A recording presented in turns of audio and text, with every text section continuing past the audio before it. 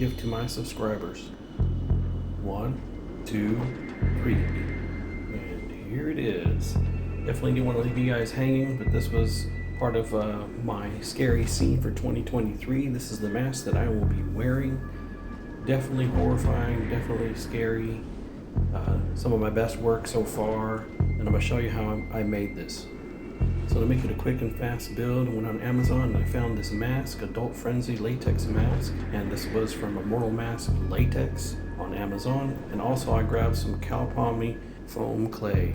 Now the idea for this mask came from John Carpenter's The Thing, 1982, from this clip right here that you'll see. And I'll show you and I'll freeze the picture afterwards. This freeze frame photo here was the inspiration for the mask.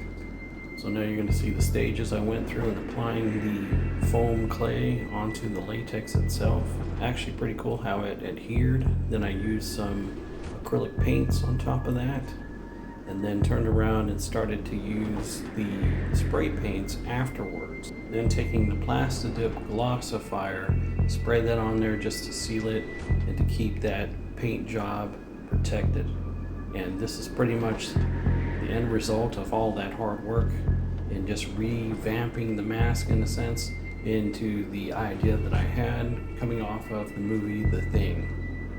And so for me, I could make things a little scary for the smaller kids, and then I can make it super scary for the adults. And this is kind of like the level I'm at now, is making it very scary, terrifying, horrifying for everyone, the adults, the older kids, and whatnot. But this is just the mask. You haven't seen the rest of the costume that I'm putting together as well, and that will probably be in a video later on next year in 2023.